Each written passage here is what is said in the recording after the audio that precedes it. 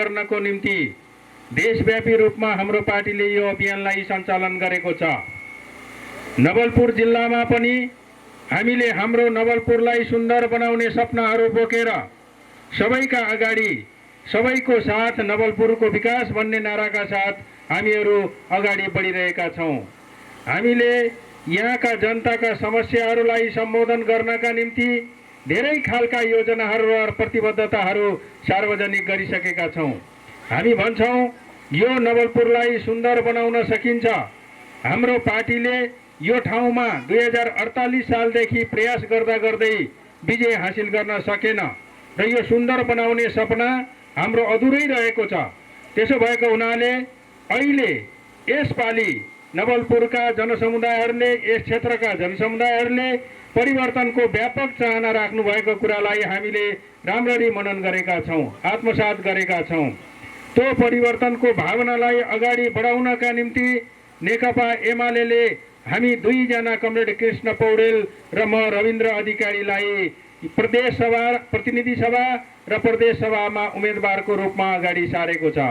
हामी नवलपुरको माटोसँग परिचित छौँ, हामी नवलपुरका जनताको समस्यासँग परिचित छौँ र यो सुन्दर नवलपुरलाई कसरी विकासको मार्गमा अगाडि बढाउन सकिन्छ भन्ने एउटा योजनाका साथ यहाँहरूको बीचमा हामीहरू उपस्थित भएका छौँ। हाम्रो पार्टीले विगतका दिनहरूमा नेपाली जनताको हित र अधिकारको निम्ति सङ्घर्ष गरेको कुरा यहाँहरूलाई विदितै छ। हामीले देशलाई अगाडि बढाउनको निम्ति, देशको राष्ट्रियतालाई बलियो बनाउनको निम्ति जनतालाई शिरमा राखेर गरेका कामहरू अहिले पनि हामी सबैले स्मरण गर्न जरुरी म ठान्छु। यो नवलपुर सुन्दर हुँदाहुँदै पनि किन विकास हुन सकेन भन्ने बारेमा हामीले चिन्तन गर्नु जरुरी छ। हामीले पठाएका जनप्रतिनिधिहरूले कति जिम्मेवारपूर्ण तरिकाले काम गर्नुभयो त्यसको समीक्षा हामीले गर्नुपर्ने हुन्छ। 1 महिना होइन, 2 महिना होइन, 1 वर्ष होइन, 2 वर्ष होइन, 31 वर्षसम्म यहाँ निरन्तर रूपमा जनताले हाम्रा प्रतिनिधिहरूलाई छान्न सक्नु भएन। अब त्यो 31 वर्षसम्म जनताको प्रतिनिधि भएर काम गरेका साथीहरूले यहाँ सार्वजनिक रूपमा भन्नुपर्ने छ, उहाँहरूले के गर्नुभयो, नवलपुरको विकासको लागि के गर्नुभयो, जनताको विकासको लागि के गर्नुभयो, जनताको समस्या समाधानको निम्ति के गर्नुभयो। आज हामीले प्रश्न गर्ने बेला भएको छ। हामी कसैलाई पनि व्यक्तिगत रूपमा आक्षेप लगाउन चाहन्नौँ, तर जो जनप्रतिनिधिहरू यहाँ निर्वाचित भएर जानुभयो उहाँहरूले यहाँका जनतालाई सम्मान गर्न सक्नु भएन, यहाँका जनताका समस्याहरूलाई बुझ्न सक्नु भएन, यहाँको नवलपुरको माटोलाई बुझ्न सक्नु भएन। केवल 5 वर्षमा एकचोटि आउनुभयो, चुनावमा भोट माग्नुभयो, फेरि पनि अर्को 5 वर्षपछि चुनावमा भोट माग्न आउँदै हुनुहुन्छ। यस्तो अवस्थामा यहाँहरूले विचार गर्नुपर्ने हुन्छ, भन्नुपर्ने हुन्छ। जनताका जनप्रतिनिधिहरू 5 वर्षमा आउने होइन, सकिन्छ भने हरेक महिनामा जनताको घर दैलोमा आउनुपर्छ, होइन सकिँदैन भने 2 महिना, 4 महिना, 6 महिनाका बिचमा पनि जनताको बिचमा आउनुपर्छ। आज यहाँको विकासलाई बुझ्न सक्ने, माटोलाई बुझ्न सक्ने, जनतालाई बुझ्न सक्ने, यहाँको विकासको परिकल्पना गर्न सक्ने जनप्रतिनिधि चाहिएको छ। जनप्रतिनिधिले यहाँका जनताका बिचमा आएर नङ्ग्र मासुको सम्बन्ध जस्तै बनाउन चाहने जनप्रतिनिधि चाहिएको छ। आज नदेखिने, नबुझिने जनप्रतिनिधि होइन, बुझिने र देखिने जनप्रतिनिधि चाहिएको छ। यहाँको दुःख सुखको साथी बन्ने जनप्रतिनिधि चाहिएको छ। हामीलाई त्यस्तो जनप्रतिनिधिको खाँचो छ। म यही बेल्डियाको मानिस हुँ, कृष्ण पौडेल बेल्डियाको मानिस हुनुहुन्छ। हामी धेरै टाढा छैनौँ, एकदम नजिकका छौँ र हामीलाई तपाईँहरूले चाहेको बखतमा भेट्न सक्नुहुन्छ, फोन सम्पर्क गर्न सक्नुहुन्छ, आफ्नो समस्या राख्न सक्नुहुन्छ, आफ्नो दुखेसो गर्न सक्नुहुन्छ, आफ्नो खुसी बाँड्न सक्नुहुन्छ।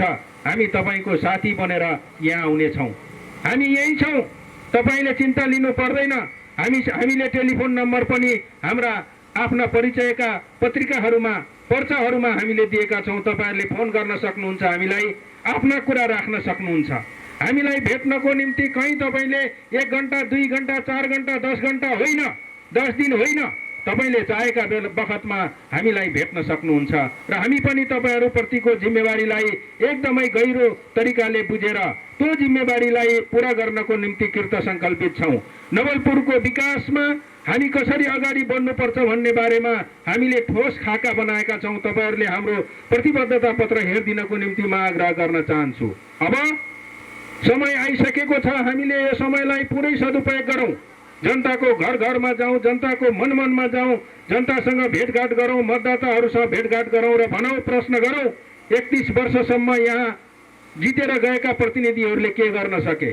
हामी भन्छौँ हामीलाई एकपटक तपाईहरूले मौका दिनुहोस्, नेकपा एमालेलाई मौका दिनुहोस्, सूर्य चिन्हलाई मौका दिनुहोस्। हामीले केही गर्न जमर्को गरेका छौँ। हामीमा कुनै पनि स्वार्थ छैन, हामीलाई 2 पैसा कमाउला भन्ने स्वार्थ पनि छैन। तपाईहरूले यदि 4 गते हामीलाई विश्वासको मत दिनुभयो भने हामीले 5 वर्ष तपाईहरूको सेवा गर्ने अवसर पाउँछौँ र यो नवलपुरलाई राम्रो बनाउन सकिँदो रहेछ भन्ने उदाहरण हामी पेश गर्न चाहन्छौँ। यहाँ धेरै खालका समस्या छन्। सुकिमवासीका समस्या छन्, खोलाको तटबन्ध गर्नुपर्ने समस्या छ, यहाँ जङ्गली जनावरको समस्या छ, खानेपानीको समस्या छ, राम्रो उचित शिक्षा र स्वास्थ्यको व्यवस्थापन हुन सकेको छैन, कृषि उपजको बजारीकरण हुन सकेको छैन, पशुपालनलाई राम्रोसँग व्यवसायीकरण गर्न सकिएको छैन। यी समस्याहरू हामीले बुझेका छौँ। युवाहरूका समस्याहरू छन्, खेलकुद मैदानका समस्या छन्, भूमिहीन सुकुम्बासीहरूका समस्या छन्, महिला दिदीबहिनीहरूका धेरै समस्याहरू छन्, ग्रामीण रोजगारी र स्वरोजगारीका समस्याहरू छन्। ती समस्यासँग हामी भलीभाँति परिचित छौँ र हामी भन्न चाहन्छौँ ती समस्याहरूको समाधान हामीले गर्ने हो। तर हामी तपाईहरूसँग माग गर्छौँ कि तपाईहरूले मङ्सिर 4 गते नेकपा एमालेका उम्मेदवारहरूलाई विजय गराएर त्यो समस्याहरू समाधान गर्ने एउटा अधिकार तपाईहरूले प्राप्त गर्ने, नेतृत्व हामीले गर्न पाउने अधिकार तपाईहरूले दिनुभयो भने हामी त्यो समस्या समाधान गर्न तयार छौँ। त्यो जिम्मेवारी बोक्न हामी तयार छौँ। त्यो काँधमा हामीले जिम्मेवारीलाई लिनका निम्ति हामी तयार छौँ। त्यसो भएको हुनाले म सम्पूर्ण साथीहरूलाई आह्वान गर्न चाहन्छु, 2048 सालदेखि हामीले जितेका छैनौँ भनेर निराश हुने बेला छैन। अहिले जनताले परिवर्तन खोजेको छ। यो परिवर्तनको नेतृत्व हाम्रो पार्टीले गर्ने हो, हामीले गर्ने हो। जनताले हामीलाई मत दिनुहुन्छ भन्दैमा मात्रै पनि हुँदैन। जनताको लागि कतिपय भ्रम पारेका कुराहरू पनि हामीले सुनेका छौँ। ती भ्रामक कुराहरूबाट जनतालाई मुक्त गरेर मङ्सिर 4 गते नेकपा एमालेको सूर्य चिन्हमा मतदान गर्नको निम्ति जनताको घर घरमा पुग्ने, मन मनमा पुग्ने योजनाहरू हामीले बनाउनु पर्छ। हामीलाई व्यक्तिगत रूपमा कसैलाई गाली गलोच गर्नु छैन, तर हामी यो भन्छौँ कि विगतमा जिम्मेवारी पूरा गर्ने कुरा हुनै सकेन जनप्रतिनिधिहरूबाट। तर अब हामी त्यस्तो कुनै पनि हालतमा हुन दिँदैनौँ। हामीलाई निर्वाचित गरेर पठाउनुहोस्, हामी जनताको घर दैलोमा आउँछौँ, सुख दुःखका साथी बन्छौँ र नवलपुरको विकासको निम्ति हामीले आवाजहरू आफ्नो ठाउँमा बुलन्द रूपले अगाडि बढाउँछौँ। यो प्रतिबद्धता तपाईहरूको बीचमा म राख्न चाहन्छु। नैतिक आचरण, विचार, जिम्मेवारी, सङ्कल्पका विषयमा तपाईहरूले कुनै पनि प्रश्न हाम्रो बारेमा उठाउन सक्नुहुने छैन। हामीले भन्ने छौँ, तपाईहरूले गर्वका साथ भन्न सक्नुहुन्छ कि हामीले यस्ता जनप्रतिनिधि जिताएका रहेछौँ भनेर भन्ने एउटा वातावरण हामीले सिर्जना गर्छौँ। तपाईहरू ढुक्क भएर लाग्नुहोस्। यसपटक नेकपा एमालेले यहाँ विरासत कायम गर्छ। संसदमा सङ्घमा पनि नेकपा एमालेले जित्छ र प्रदेशमा पनि नेकपा एमालेले जित्छ। अनि नेकपा एमालेको विरासत कायम भएर सुन्दर नवलपुर बनाउने परिकल्पना हामी साकार पार्न सक्छौँ। सबै जुटौँ, सूर्यमा मतदान गर्नको निम्ति जनसमुदायहरूलाई अभिप्रेरित गरौँ, जनताको घरमा पुगौँ। हाम्रो विजय सुनिश्चित छ। नेकपा एमालेले अगाडि बढाएका विचारहरू स्पष्ट छन्। सूर्य चिन्ह नेकपा एमालेको मात्रै नभइकन अब आम जनताको चिन्ह बनेको छ। हामी जित्छौँ, जित्नुपर्छ।